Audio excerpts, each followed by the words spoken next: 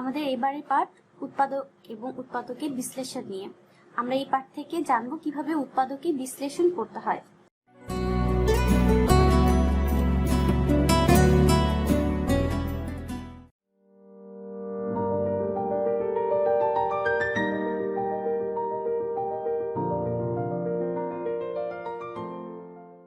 অর্থাৎ উৎপাদকের বিশ্লেষণ equal to what.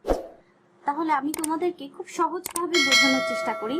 সেটা হচ্ছে উৎপাদক আসলে উৎপাদক জিনিসটা কি, বা উৎপাদককে আসলে আমরা কি বলি।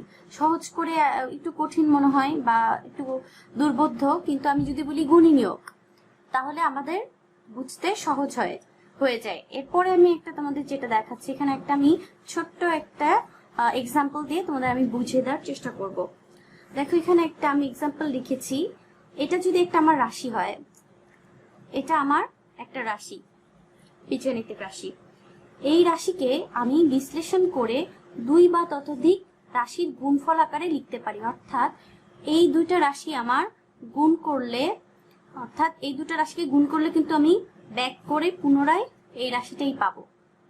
অপোজিট দিক থেকে যদি আমি চিন্তা করি তাহলে আমার ব্যাক করলে এই রাশিটা পাবো। অর্থাৎ এরকম কোন রাশি যদি দুই বা ততোধিক রাশির গুণফলের সমান হয়, তাহলে এই যে শেষের যে প্রত্যেকটি রাশি আমি পাচ্ছি, একাধিক রাশি যেটা আসছে, সেই প্রত্যেকটি রাশিকে আসলে উৎপাদক বলে। এরপর আমি তোমাদেরকে যেটা দেখাবো সেটা হচ্ছে উৎপাদকের বিশ্লেষণ করতে হলে কি কি পন্থায়, অর্থাৎ শর্ট টেকনিক গুলো আমার কি হবে, যেগুলো দিয়ে আমি খুব সহজে উৎপাদকের বিশ্লেষণ করতে পারবো।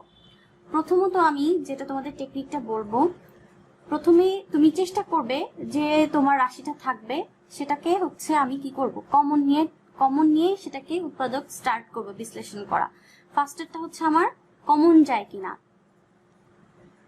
দেখো এখানে কিন্তু আমি প্রথমে সেটাই করেছিলাম, কমন নিয়েছিলাম। এরপর যেটা করব, নাম্বার 2 পয়েন্ট, যদি আমি সামহাও কমন নিতে না পারছি বা আংশিক ভাবেও যদি আমি কমন নিতে না পারি, তাহলে আমি কি করব, আমি যেগুলো সূত্র এতদিন শিখেছি, অর্থাৎ স্কোয়ার রিলেটেড এবং কিউব রিলেটেড যে সূত্রগুলো আমি শিখেছি এই অধ্যায়ে, সেই সূত্রগুলো অ্যাপ্লাই করার ট্রাই করব। অর্থাৎ আমি সূত্র অ্যাপ্লাই করব, সূত্র। এবং থার্ডলি, আমি যদি সূত্র অ্যাপ্লাই করতে না পারি, অর্থাৎ কমন নিতে না পারি, সূত্র অ্যাপ্লাই করতে না পারি, তাহলে আমি কি করব, আমি সেটা করব মিডল টার্মে চলে যাব। মিডল টার্ম সম্পর্কে তোমরা আমি আশা করি জানো, কারণ এটা তো ক্লাস 7 এবং 8এও আমরা শিখেছি, তাই না? তাহলে আমি সেটা মিডল টার্মে চলে যাব।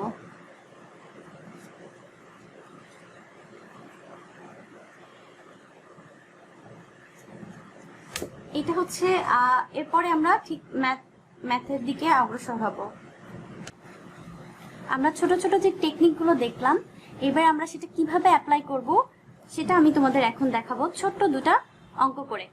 এখন আমরা প্রথমে শিখেছিলাম কি, কমন যায় কিনা আমাদের এটা দেখতে হবে। তাহলে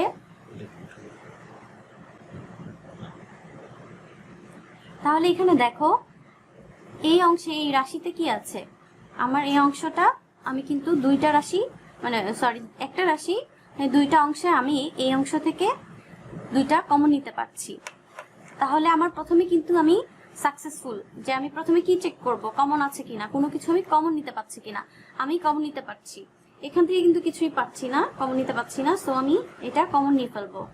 x মাইনাস ওয়াই, এটা কমন নিলাম। তাহলে আমার কি থাকছে, ab মাইনাস বিসি থাকছে, তাই না? এবার আমি কি করব, এখানেও একটা একসাথে আমরা আসলে করতে পারি, কিন্তু আমি একটু ডিটেল করে দেখাচ্ছি। এখান থেকে আমি বি কমন নিতে পারি। তাহলে আমার এখানে থাকছে xy, আর এখানে পাচ্ছি বিটা আমি সামনে নিয়ে আসছি, বি কমন যাচ্ছে, আর লেফট ওভার থাকছে আমার a minus C.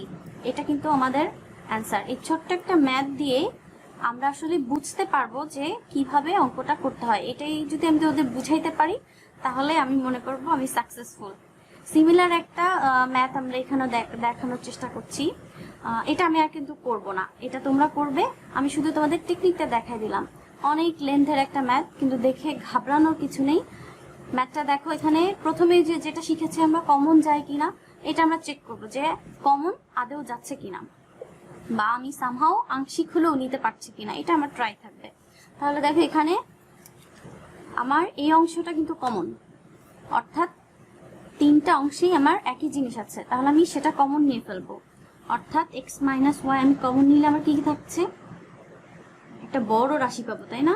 x plus Y থাকছে, এখানে থাকছে হচ্ছে প্লাস চিহ্ন যেহেতু প্লাস আছে, plus Y plus Z plus Z plus x.